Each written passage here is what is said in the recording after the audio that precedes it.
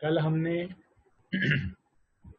हेतु विपरीत, व्याधि विपरीत और हेतु व्याधि विपरीत इन तीनों पार्ट्स को देख लिया था।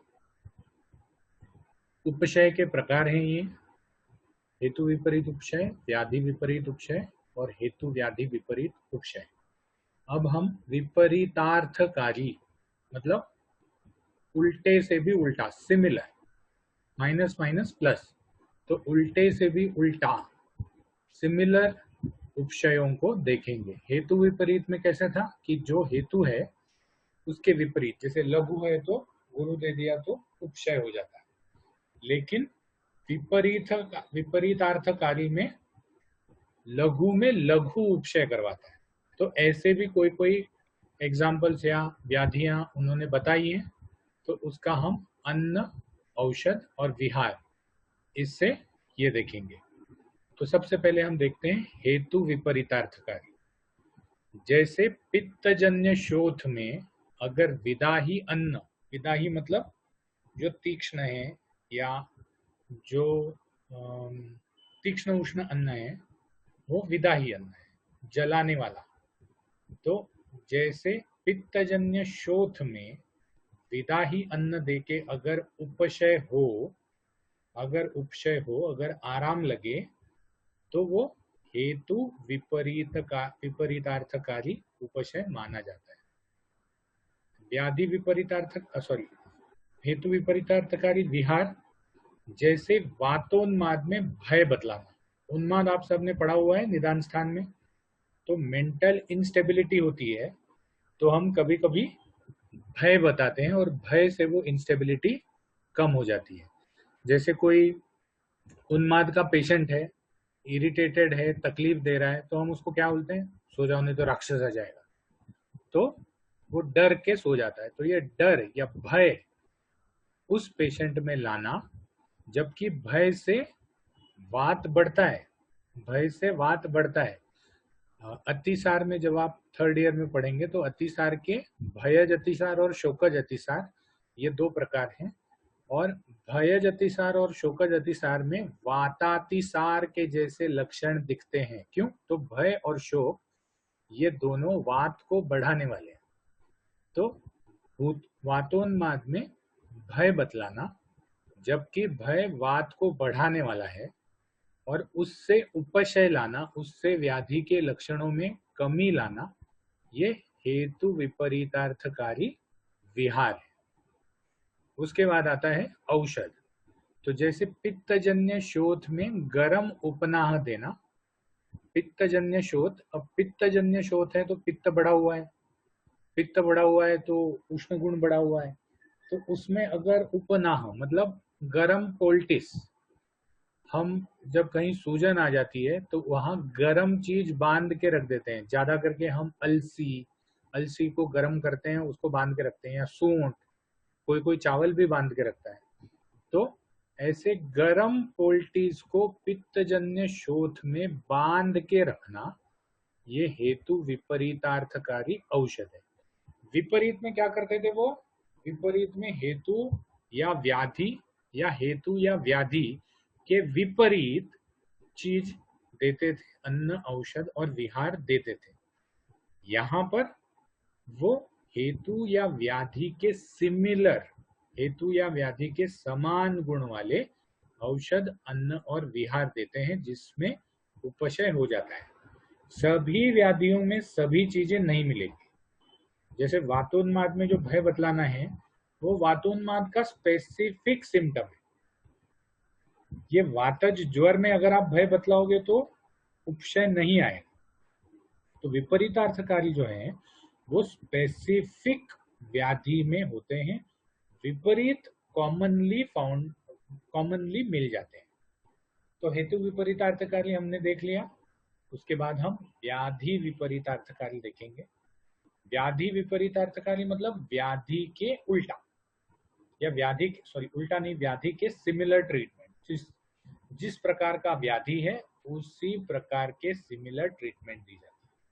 तो सबसे पहले अन्न, जैसे अतिसार में दूध से विरेचन करवाना। जब पित्तातिसार होता है पित्तज अतिसार होता है तो पित्त बढ़ा हुआ होता है, ऐसे टाइम पे दूध देना, दूध खुद एक मृदु विरेचक है, तो पित्तातिसार में दूध देना ये व्याधि के विपरीत है। क्यों? तो ऑलरेडी विरेचन चालू है, ऑलरेडी द्रवमल प्रवृत्ति चालू है, और आप उसको दूध दे रहे हो, दूध देने को बोला है, तो ये दूध जो है ये मृदु विरेचक है, तो व्याधि विपरीत चिकित्सा, व्याधि विपरीत अर्थकारी चिकित्सा हो गई, व्याधि विपरीत अर्थकारी अन्न हो गए हैं। ठीक है। व्याधि विपरीतार्थकारी विहार, जैसे किसी को छर्दी हुई है, उल्टी हुई है, और उल्टी में उसको ठीक तरह से उल्टी नहीं निकल रही, उसको उल्टी जैसा लगता है या उल्लास लगता है, वो दोषोत्क्लेश हुआ है, तो अगर ऐसी छर्दी में हम क्या करते हैं, हम कहते हैं उंगली डाल के उल्टी निकालने का कोशिश करो, या करके उल्टी निकालने का कोशिश करो। तो ये जो है ऊर्ध्व प्रवाहन जो है, ऊपर की दिशा में प्रवाहन करना, ऊपर की दिशा में वात को प्रवाही करना, ये क्यों किया जाता है? क्योंकि छर्दी में अगर दोष हल्के रह जाए, रोगी का बल अगर कम हो और दोष रह जाए, तो वो छर्दी आगे जाके अलग अलग स्किन डिसऑर्डर्स को उत्पन्न कर सकती है, पित्तज या कफज। तो इसीलिए उसको छर्दी हो रही है, पेशेंट को छर्दी हो रही है, फिर भी हम छर्दी को बढ़ाने वाला विहार करने का, छर्दी को बढ़ाने वाला विहार करने का प्रयोजन करते हैं या योजना करते हैं। तो जैसे छर्दी में ऊर्ध्व प्रवाहन या गले में उंगली डाल के छर्दी लाने की कोशिश करना, ये व्याधि के विपरीतार्थकारी, मतलब व्याधि के सिमिलर विहार है। अब औषध, जैसे किसी को कफज छर्दी हुई है लेकिन वेग नहीं आ रहे हैं, तो मदन फल दे के वमन करवाना, मदन फल दे के वमन करवाना, उसको क्या हुआ है? उसको छर्दी हुई। कैसी हुई है? कफज छर्दी हुई। तो मदन फल दे के वमन करवाना, मदन फल क्या है? वामक है, वमन करवाता है, तो उसको छर्दी हुई है और ऊपर से हम वमन करवाने वाला दवा दे रहे हैं उसको, तो मदन फल से छर्दी करवाना ये व्याधि विपरीतार्थकारी उपशय है। मदन फल से उल्टी करवाएंगे या मदन फल देके उल्टी करवाएंगे, तो छर्दी के जो लक्षण हैं वो जब दोष खत्म हो जाएंगे तब वो भी लक्षण खत्म हो जाएंगे। तो ध्यान रखना, विपरीत मतलब व्याधि हेतु, और हेतु और व्याधि दोनों के विपरीत उल्टी चिकित्सा करना, और हेतु विपरीतार्थकारी मतलब हेतु व्याधि और हेतु और व्याधि दोनों इसके सिमिलर चिकित्सा करना, सिमिलर चिकित्सा करना। अब हम लास्ट वाला देखते हैं, हेतु व्याधि विपरीतार्थकारी। तो हेतु व्याधि विपरीतार्थकारी अन्न, जैसे मदात्याय रोग में मद्यपान, गुजरात में तो वैसे भी शराब नहीं मिलती, लेकिन जो शराबी होते हैं उनको एक चीज हो जाती है, हैंगओवर। हैंगओवर आपने सुना होगा। तो हैंगओवर जो है, वो हैंगओवर का सबसे बेस्ट दवा क्या है कि भाई 2 पैक पी लो तो हैंगओवर उतर जाता है। क्यों उतर जाता है? नर्वस इरिटेशन जो ब्रेन को हो रहा है वो शांत हो जाता है, अल्कोहल के इफेक्ट से शांत हो जाता है। तो इसीलिए मदात्याय रोग में मद्यपान करवाना। अब मदात्याय रोग क्या है? मदात्याय रोग होता किस वजह से है?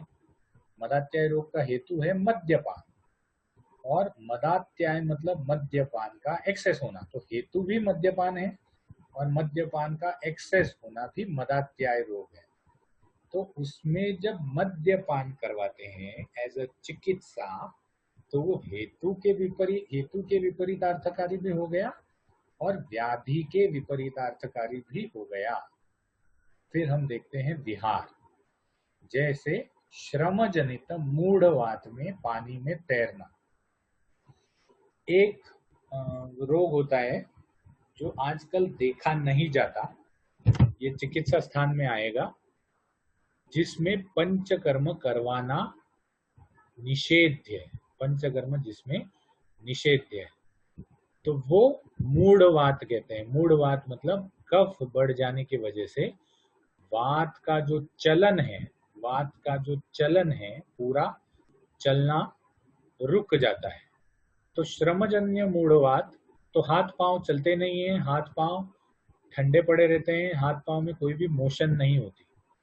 तो ऐसा कब हो सकता है? जब कफ बढ़ा हुआ है और आपने श्रम किया, बहुत सारा श्रम किया, तो आठ मूढ़वात हो जाता है। मूढ़वात जो है उसका हेतु क्या है? श्रम है, मतलब मूवमेंट करना, श्रम ये उसका हेतु है। और वो वात रोग है।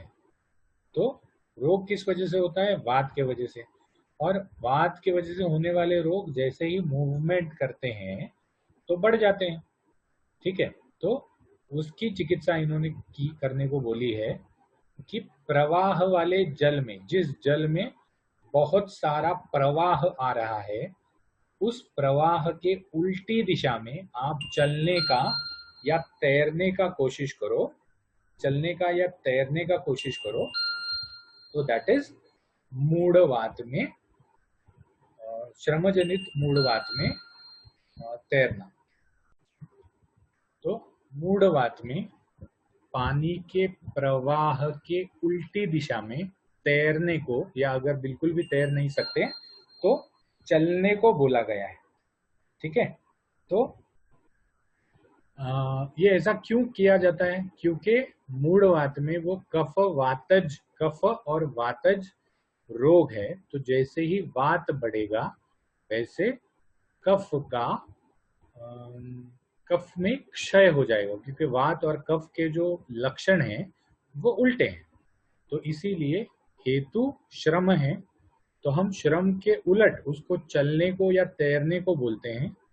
मतलब श्रम बढ़ने के लिए, श्रम बढ़ने के लिए एट द सेम टाइम ये वातज रोग है। तो वात बढ़, हम कोई भी मूवमेंट करेंगे तो वात बढ़ जाएगा।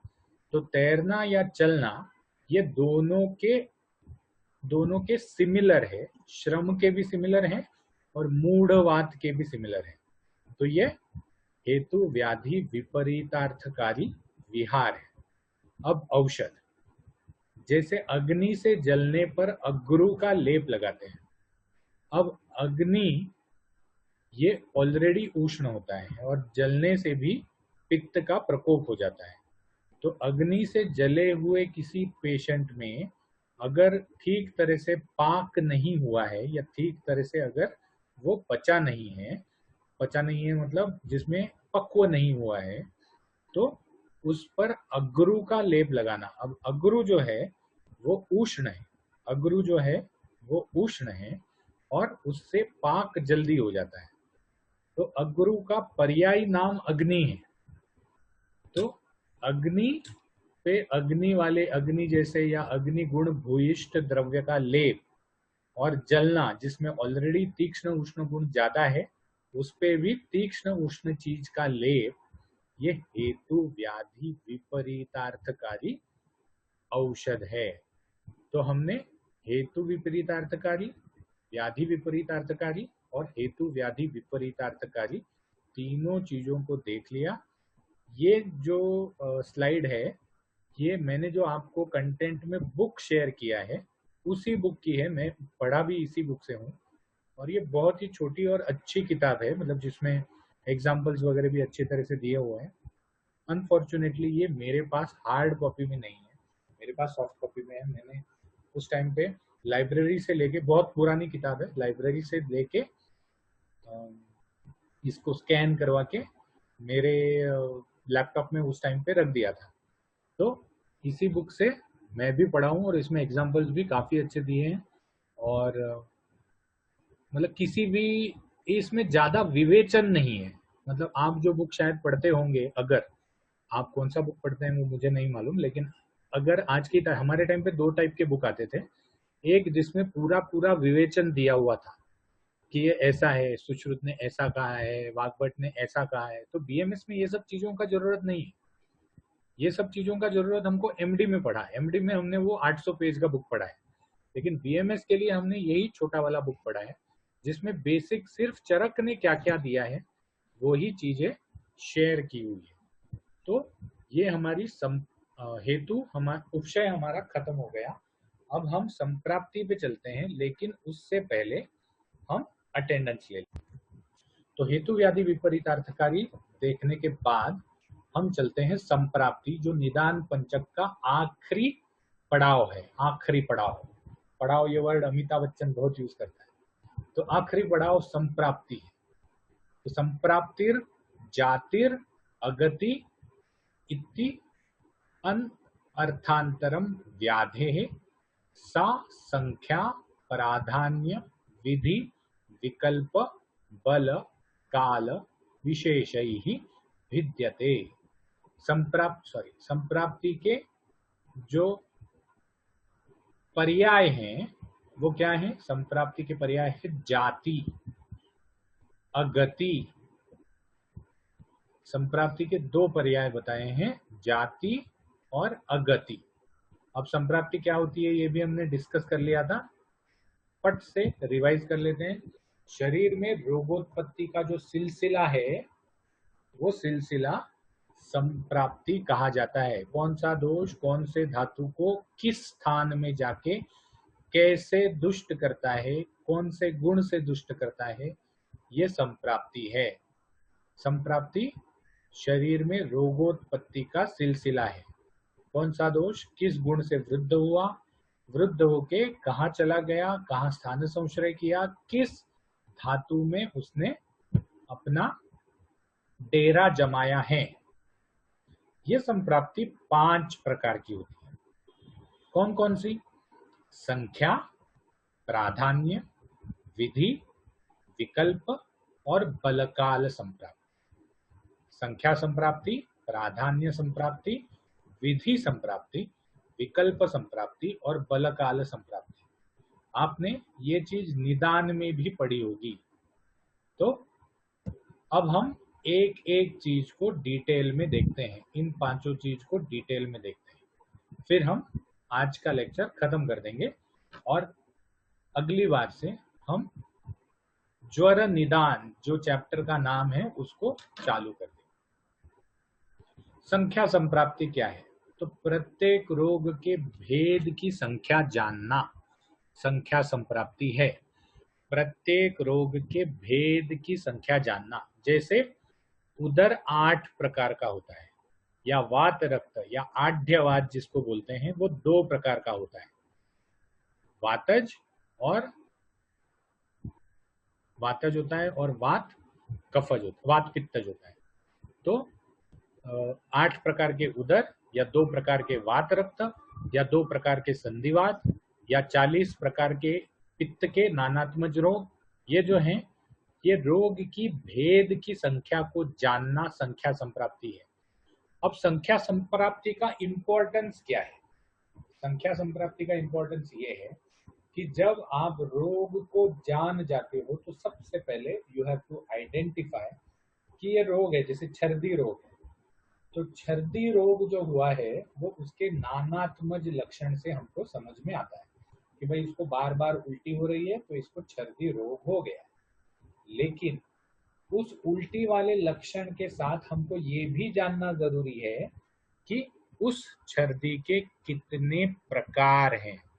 क्या वो वातज छर्दी है, पित्तज है, कफज है, सन्निपातज है या द्विष्ट्यार्थज है? वातज है, पित्तज है, कफज है, सन्निपातज है या द्विष्ट्यार्थज है? क्यों? उसका कारण ये है कि जब तक हम उस रोग की संख्या संप्राप्ति को नहीं जानेंगे तब तक हम उस रोग के चिकित्सा के लिए योग्य द्रव्य जो हैं उनका चयन, उनको आइडेंटिफाई नहीं कर पाएंगे। तो इसीलिए संख्या संप्राप्ति जरूरी है जानना कि जो रोग हुआ है वो कितने प्रकार का हो सकता है या उस रोग के कितने भेद हैं। तो संख्या संप्राप्ति के बाद हम चलते हैं प्राधान्य संप्राप्ति। प्राधान्य संप्राप्ति में रोग में वृद्ध दोष को के तारतम्य को जानना पड़ता है। तारतम्य मतलब कौन सा दोष ज्यादा बड़ा है। दोनों दोष बड़े हैं। जैसे सन्निपातज छर्दी है तो सन्निपातज छर्दी में तीनों दोष बड़े हैं। लेकिन उसमें सबसे ज्यादा बड़ा कौन सा है? वात वृद्ध है, कफ वृद्ध, पित्त वृद्ध तर है, और कफ वृद्ध तम। तर तम मतलब, तम मतलब सुपरलेटिव डिग्री, मतलब कफ से बड़ा कोई दोष नहीं। या कफ वृद्ध है, पित्त वृद्ध तर है, और वात वृद्ध तम है, मतलब वात से बड़ा कोई चीज नहीं। तो अगर हम इस तम भाव को या दोष के प्राधान्य को समझेंगे, इंपॉर्टेंस बता रहा हूं, इस दोष के प्राधान्य को समझेंगे, तब हम इसका ट्रीटमेंट ज्यादा अच्छी तरह से कर पाएंगे। फॉर एग्जाम्पल, हम पूरे इसमें छर्दी का ही उदाहरण लेते हैं क्योंकि समझने में और लिखने में ज्यादा इजी है। कफ अगर वृद्ध तम है, मतलब कफ सबसे ज्यादा बड़ा है, उसके बाद पित्त बड़ा है, और सबसे कम अगर वात बड़ा है, तो आप उस रोगी में वमन चिकित्सा कर सकते हो। क्यों? क्योंकि अगर आपने वमन चिकित्सा की तो कफ जो बढ़ा हुआ है उसका शोधन हो जाएगा, और वमन चिकित्सा अगर योग्य प्रकार से की जाए तो वात ज्यादा नहीं बढ़ता। तो इसीलिए अगर कफ वृद्ध तम है तो आप वमन चिकित्सा कर सकते हो, उस छर्दी के पेशेंट में मदन फल से वमन करवा सकते हो। लेकिन अगर वात वृद्धतम है, वात बढ़ा हुआ है जिसकी वजह से छर्दी आ रही है, प्रोजेक्टाइल वॉमिटिंग है, ज्यादा दूर तक जाती है लेकिन सामान कुछ नहीं निकलता, ज्यादा आवाज ज्यादा आता है लेकिन सामान कुछ नहीं निकलता उल्टी से, तो इसका मतलब वात ज्यादा बढ़ा हुआ है। जलन हो रही है तो पित्त बढ़ा हुआ है, लेकिन कफ भी वृद्ध है, कफ के ज्यादा लक्षण नहीं है। ऐसे पेशेंट में अगर आप वमन दोगे तो छर्दी बढ़ जाएगी, छर्दी बढ़ जाएगी। तो ऐसे पेशेंट में आपको अनुलोमन चिकित्सा करनी है। तो प्राधान्य संप्राप्ति के हिसाब से एक ही रोग में कौन सा दोष ज्यादा बढ़ा हुआ है उसके हिसाब से चिकित्सा बदल जाती है। संप्राप्ति हम क्यों कर सीखते हैं, संप्राप्ति जानना क्यों जरूरी है? उसका कारण ये है कि संप्राप्ति विपरीत चिकित्सा करनी पड़ती है, चिकित्सा जो करनी पड़ती है वो संप्राप्ति के विपरीत करनी पड़ती है, इसीलिए प्राधान्य संप्राप्ति भी जानना जरूरी है।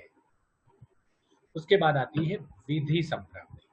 विधि संप्राप्ति में रोग के प्रत्यक्ष भेद जानना जरूरी हो जाता है। जैसे ये रोग जो है वो शारीरिक है या मानस रोग है, या निज रोग है अंदर से पैदा हुआ, या आगंतुक बाहर से मार लगा हुआ है। मतलब जैसे शोथ आया है, तो शोथ के कोई कारण समझ में आते हैं क्या? क्या गिर के शोथ आया है?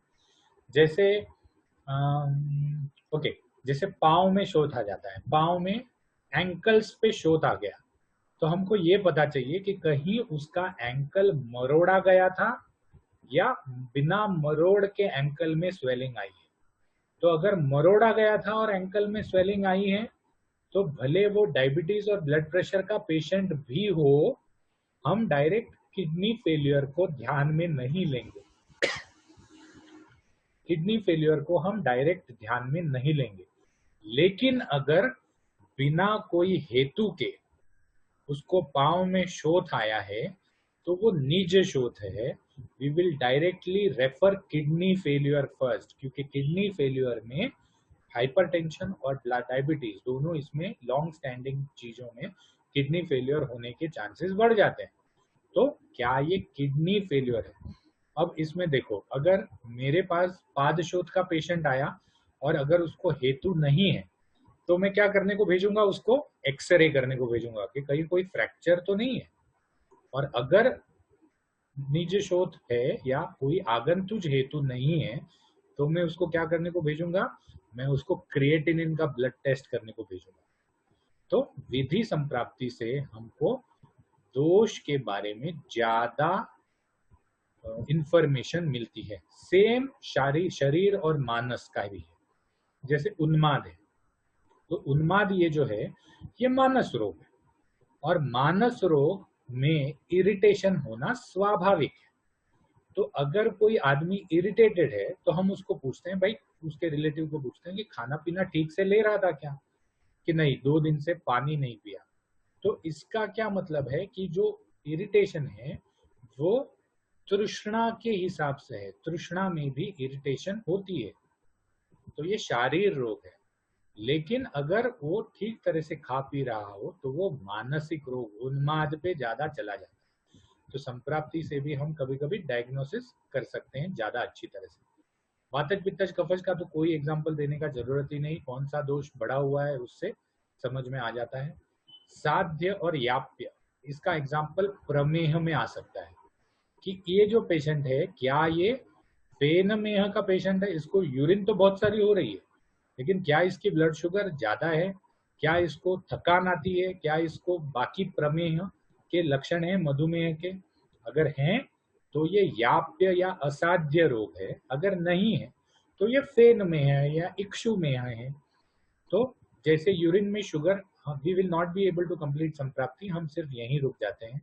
जैसे यूरिन में शुगर बढ़ जाती है तो we will check out for blood sugar to ensure that it is इक्षुमेह या प्रमेह।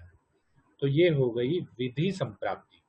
अब दो संप्राप्तियां बची हैं, विकल्प और बलकाल, जो हम अगली बार ले लेंगे। Thank you for attending the lecture, looking forward to meet you next time, ending the meeting. Thank you so much. अगर किसी को कोई क्वेरी है तो व्हाट्सएप पे जरूर भेज सकते हैं।